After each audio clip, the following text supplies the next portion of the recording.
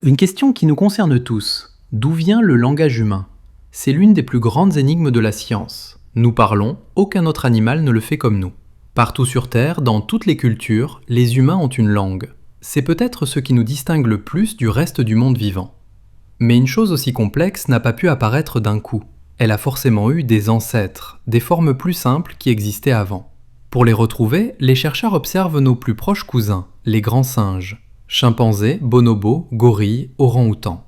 Si des traces des premiers pas du langage existent quelque part, c'est chez eux qu'on a le plus de chances de les trouver. Pendant longtemps, on a surtout écouté leurs cris. C'était logique, nous, on communique avec la voix. Mais il y a un problème. Les cris des singes sont glissants. Ils passent d'un son à l'autre sans frontière nette, un peu comme quand on fait glisser sa voix de l'aigu au grave. Difficile alors de découper ces sons en mots. Les progrès ont été lents. La vraie surprise est venue d'ailleurs, pas de la voix, des mains. Les gestes des singes ont un but. Voici la découverte qui a tout changé. Quand un grand singe fait un geste, il le fait exprès, pour obtenir quelque chose d'un individu précis. Cela peut sembler évident, ça ne l'est pas du tout. Prenons un exemple. Quand un petit oiseau lance son cri d'alarme parce qu'un rapace approche, il ne décide pas d'avertir ses camarades. Il crie, c'est tout. C'est un réflexe utile, gravé en lui par l'évolution. Il n'a pas de plan en tête. La quasi-totalité des animaux communiquent ainsi, automatiquement, sans intention réfléchie. Les gestes des singes, eux, sont différents. Les chercheurs l'ont compris en remarquant 3 comportements très particuliers. Premièrement, le singe attend une réponse. Après avoir fait son geste, il ne passe pas à autre chose. Il regarde son interlocuteur, il guette sa réaction. On appelle ça l'attente d'une réponse. C'est exactement ce que nous faisons quand on pose une question et qu'on fixe l'autre en attendant qu'il réponde. Deuxièmement, il insiste et il s'adapte. Si rien ne se passe, il recommence. Si l'autre ne l'a pas vu, il se déplace pour venir se planter devant lui, puis refait son geste. Il ne lâche pas son objectif. Troisièmement, il vise une personne précise. Le geste n'est pas lancé au hasard dans les airs. Il est adressé à quelqu'un, pour obtenir un résultat précis de cette personne-là. Une expérience résume tout cela à merveille. Des chercheurs ont travaillé avec des orang-outans. Ils leur montraient une nourriture appétissante tenue par un soigneur. Puis ils ont testé 2 situations. Dans la première, le soigneur comprend à moitié. Il donne seulement la moitié de ce que le singe veut. Réaction de l'orang-outan, il répète le même geste, mais plus vite, plus fort. Comme pour dire « oui, c'est bien ça, continue ». Dans la seconde, le soigneur ne comprend rien. Il donne une nourriture que le singe ne voulait pas.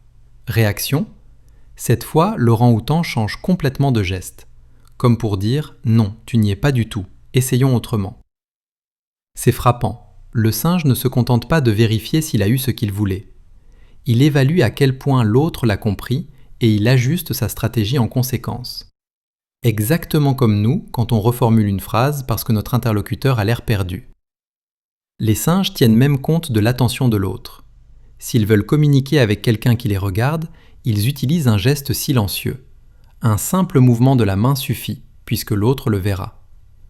Mais si l'autre ne regarde pas, ils utilisent un geste qui touche le corps de l'interlocuteur. Impossible de le rater, même sans le voir. C'est du bon sens communicatif. Et c'est de l'intelligence sociale. Un mot sur les grimaces. Les singes ont aussi des expressions du visage, comme le visage de jeu, une sorte de sourire qui veut dire « on joue ». Mais celles-ci sont moins contrôlables. Une anecdote le montre bien. Une femelle gorille voulait surprendre son partenaire de jeu. En s'approchant de lui, elle cachait son visage de jeu avec sa main, parce que son visage trahissait ses intentions malgré elle, alors que ses mains, elles, lui obéissaient. C'est pourquoi les chercheurs étudient les gestes et les expressions du visage séparément. Les mains sont volontaires, le visage l'est beaucoup moins. Une précision importante que les auteurs soulignent eux-mêmes. Le singe veut changer le comportement de l'autre. Donne-moi ça, suis-moi. Rien ne prouve qu'il cherche à changer ce que l'autre pense ou croit. C'est une nuance subtile mais réelle. On ne sait pas encore si c'est une vraie limite de leur esprit ou simplement quelque chose de très difficile à prouver. Inné mais pas figé. D'où viennent vraiment les gestes? On arrive au cœur du débat. Les gestes des singes sont-ils appris au cours de la vie ou innés, hérités à la naissance? Attention à un piège de vocabulaire. Inné ne veut pas dire présent dès la naissance, rigide, mécanique. La marche debout est innée chez l'humain, et pourtant un bébé ne marche pas. Il apprend, il tombe, il progresse. C'est pareil ici. Inné veut dire que le potentiel est là, dans la biologie de l'animal, prêt à se développer. Deux théories s'affrontent. Pour les comprendre, il faut connaître un mot, la ritualisation. C'est le processus par lequel une action qui servait à agir sur le monde se transforme avec le temps en un simple signal pour communiquer. Prenons un exemple parlant. Imaginez un enfant qui veut être porté.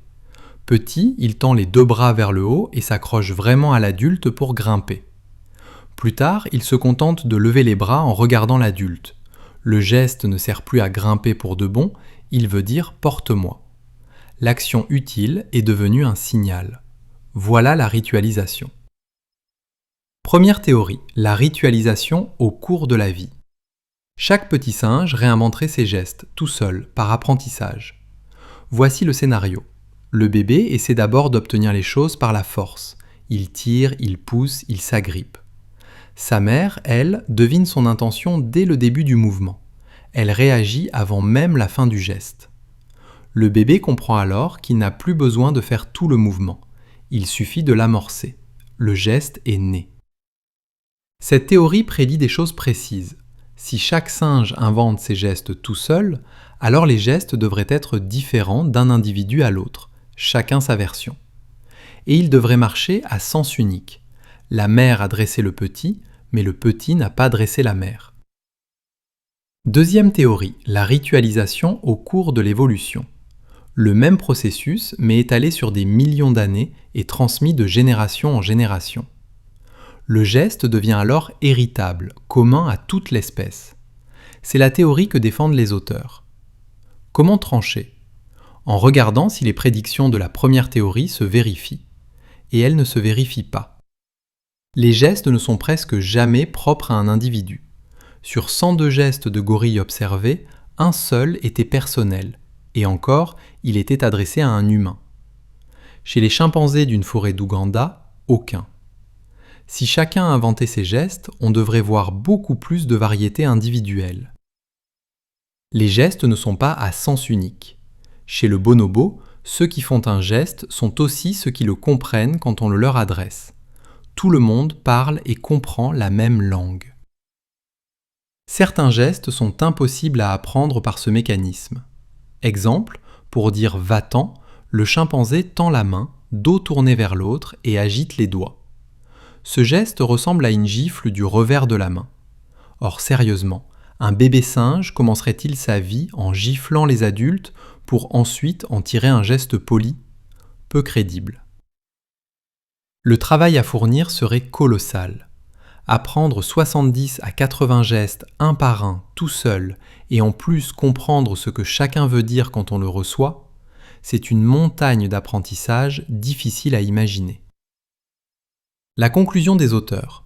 Le plus simple, c'est que les singes héritent d'un vaste répertoire de gestes possibles.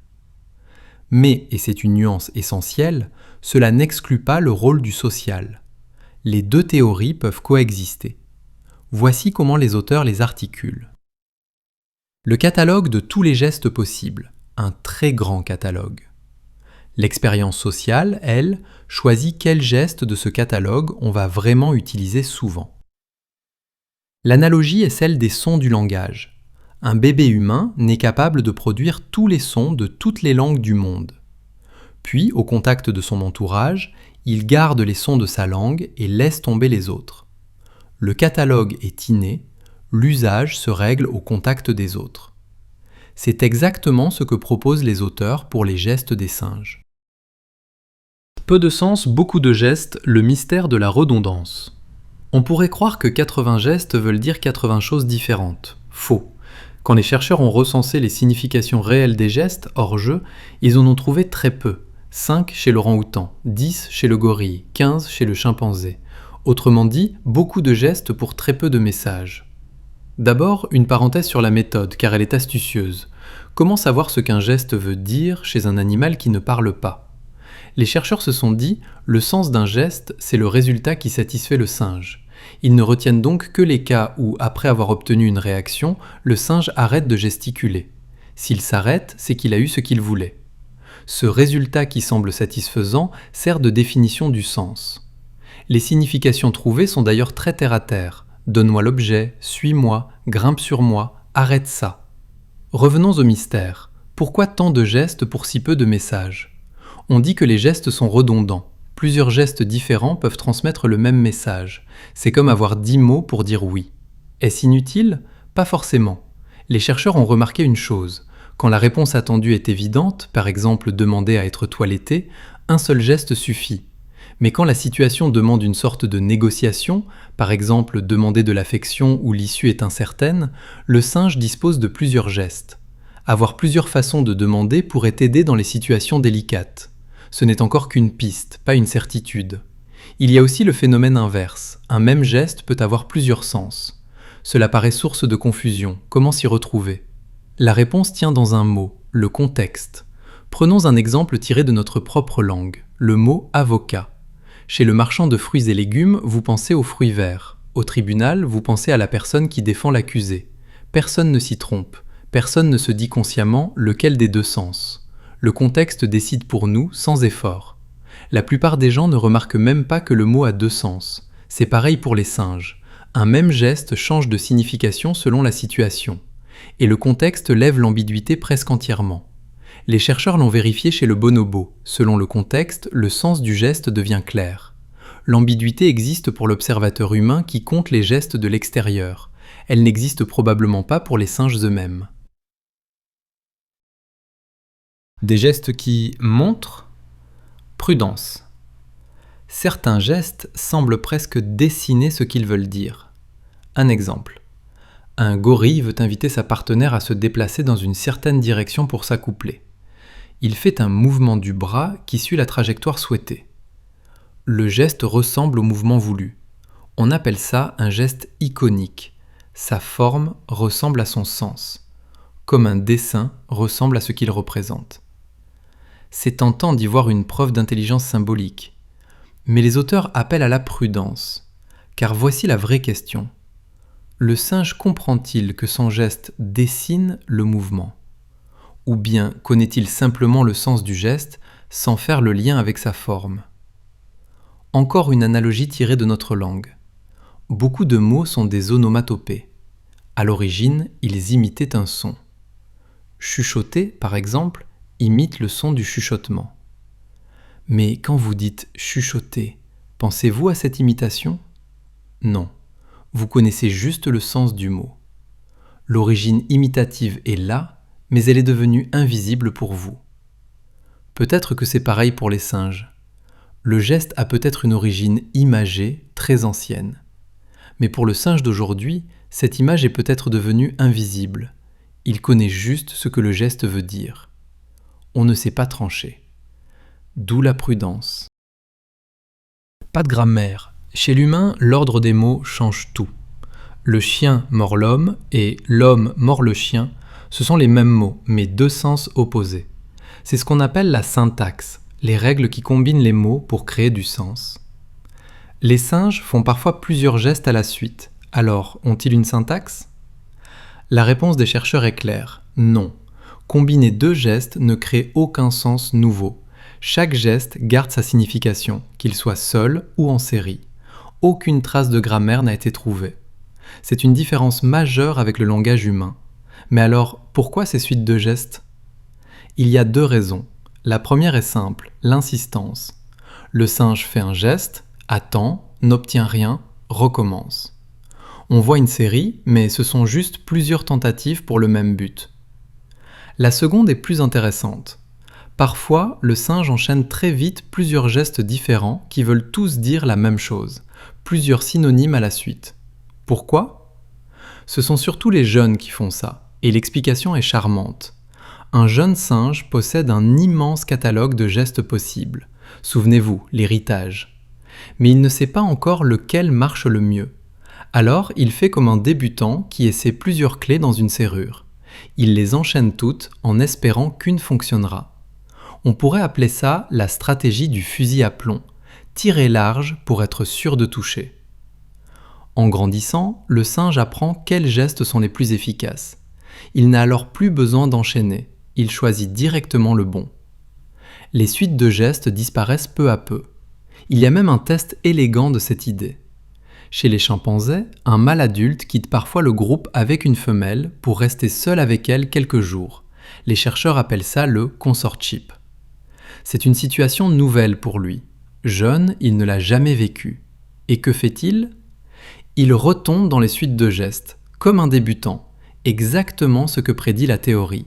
Face à du nouveau, on ressort le fusil à plomb. On oublie, mais on n'efface pas. Voici une conséquence surprenante. Les jeunes singes utilisent beaucoup de gestes, les adultes moins. On pourrait croire que les adultes en savent moins, c'est l'inverse. Grandir pour un singe, ce n'est pas accumuler de nouveaux gestes, c'est élaguer, partir d'un immense répertoire hérité, puis le tailler pour ne garder que les gestes les plus efficaces. Comme un jardinier qui coupe les branches inutiles pour renforcer l'arbre. Les adultes semblent donc pauvres en gestes, mais est-ce qu'ils ont vraiment oublié les autres ? Non, ils les ont juste rangés. La preuve vient d'une gorille nommée Zura, observée pendant 11 ans. On connaissait donc presque tous ses gestes. Un jour, une chercheuse a commencé à faire des gestes devant elle, en choisissant des mouvements qu'elle croyait nouveaux pour Zura. Et Zura s'est mise à les imiter. Sauf que ce n'étaient pas des imitations. En comparant avec la longue liste de ses gestes, on a découvert que chacun de ces gestes, Zura les avait déjà faits par le passé. La chercheuse n'avait pas appris de nouveaux gestes à Zura, elle avait simplement réveillé des gestes anciens, endormis dans sa mémoire. Voilà pourquoi les copies n'étaient jamais parfaites. Ce n'étaient pas des copies, mais de vieux gestes personnels qui ressortaient. Les gestes abandonnés en grandissant ne sont donc pas perdus, ils dorment, et on peut les réveiller. L'énigme finale, pourquoi n'en font-ils pas plus ? Terminons par un vrai mystère que les auteurs laissent ouvert. On sait que les grands singes peuvent apprendre de nouveaux gestes, c'est prouvé. Certains singes élevés par des humains ont appris des dizaines de signes, comme la gorille Coco, célèbre pour cela. Alors voici la question qui dérange. Pourquoi ne le font-ils pas dans la nature ? Pourquoi ne créent-ils pas de nouveaux gestes, adaptés à leur vie, à leurs besoins ? Les auteurs risquent une hypothèse, et ils précisent bien que ce n'est qu'une hypothèse. Peut-être que leur répertoire hérité est déjà si vaste qu'ils n'ont jamais l'impression d'en manquer. Ils ont déjà des gestes de rechange pour tout, alors à quoi bon en inventer d'autres ? Mais il y a peut-être une explication plus profonde, et là, les auteurs proposent une image que tout enseignant reconnaîtra. Imaginez deux enfants qui apprennent à lire. Le premier est dyslexique. Lire lui coûte un effort énorme, mais il voit à quoi ça sert, il en a envie, il en profite. Le second apprend vite la technique, mais ne voit pas l'intérêt de lire ni d'écrire, par manque d'imagination. Et si les grands singes étaient comme le second enfant, non pas incapables de communiquer plus, mais tout simplement sans l'imagination de vouloir le faire ? C'est une idée, pas une conclusion. Elle est belle et un peu vertigineuse.